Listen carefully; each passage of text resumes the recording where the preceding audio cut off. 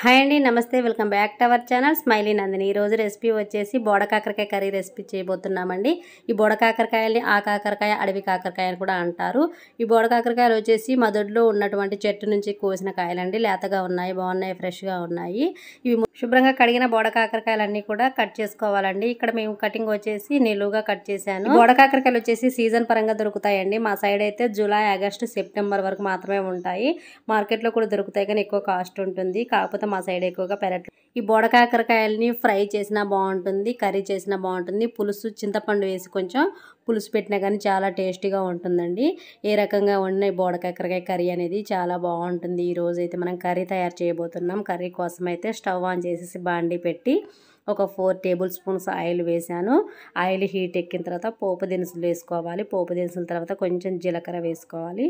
ఇదంతా కూడా చిటపటలాడుతుంటే ఉల్లిపాయలు, పచ్చిమిరపకాయలు కట్ చేసుకొని వేసుకోవాలి. 2 పచ్చిమిర్చి వేసాను, ఒక పెద్ద ఉల్లిపాయ వేసాను. ఇదంతా కూడా బాగా ఫ్రై అవ్వాలి. ఉల్లిపాయ ముక్కలన్నీ కూడా బాగా ఫ్రై అయిపోయిన తర్వాత కొద్దిగా కరివేపాకు వేసుకోవాలి. కరివేపాకు, ఉల్లిపాయలు, పచ్చిమిరపకాయలు అంతా కూడా బాగా ఫ్రై అవ్వాలి. ఫ్రై అయిన తర్వాతనే మనం పసుపు అనేది వేసుకోవాలండి. ఇక్కడ వచ్చేసి ఇదంతా కూడా బాగా ఫ్రై అవుతుంది. బోడకాకరకాయ కర్రీ రెసిపీ ఏంటంటే మనం ముందుగా సాల్ట్ వేసుకోవద్దు. ఉల్లిపాయలలో బోడకాకరకాయ ముక్కలు వేసిన తర్వాత సాల్ట్ వేసుకుంటే ముక్కలు త్వరగా సాఫ్ట్గా ఉడుకుతాయి, తొందరగా ఉడుకుతాయి. అందుకోసం అనేసి సాల్ట్ అయితే వేయలేదు. 1/2 టీ స్పూన్ పసుపు వేసాను. పసుపు అంతా కూడా చక్కగా ఆయిల్లో పచ్చి స్మెల్ ఉంటుంది కదా, ఆ స్మెల్ అంతా పోయేదాకా ఫ్రై చేసుకున్న తర్వాత ముందుగా మనం కట్ చేసుకున్న బోడకాకరకాయ ముక్కలు ఉన్నాయి కదా, ఆ ముక్కలన్నీ వేసేసి మంచిగా ఇప్పుడు సాల్ట్ వేసుకోవాలి. 1 టీ స్పూన్ సాల్ట్ అయితే వేసుకున్నాను, రుచికి సరిపడా. సాల్ట్ వేసి ముక్కలన్నీ కూడా బాగా కలపాలి.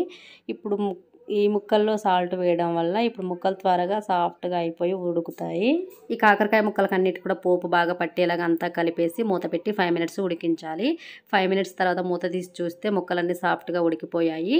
2 టమాటాలు సన్నగా పీసెస్గా కట్ చేసుకొని ఈ టైంలో టమాటా ముక్కలన్నీ కూడా వేసేసుకోవాలి. టమాటా ముక్కలన్నీ వేసిన తర్వాత 1 టీ స్పూన్ కారం వేసుకోవాలి. పచ్చిమిరపకాయలు 2 వేసాం కాబట్టి కారం చూసి వేసుకోవాలి. 1 టీ స్పూన్ కారం వేసేసి అంతా బాగా కలిపి 1/2 గ్లాస్ టీ గ్లాస్ అంత వాటర్ వేసుకోవాలి. వాటర్ వేసుకుంటే కొంచెం గ్రేవీ లాగా బాగుంటుంది, లేకపోతే ఫ్రై లాగా పొడి పొడిగా ఉంటుంది. అందుకోసం అనేసి టీ గ్లాస్ 1/2 గ్లాసు వాటర్ అయితే వేసాను. వాటర్ వేసిన తర్వాత ఒక 10 మినిట్స్ ఉడికించుకోవాలి. ఉడికిన తర్వాత చూస్తే ఇలా ఉంది.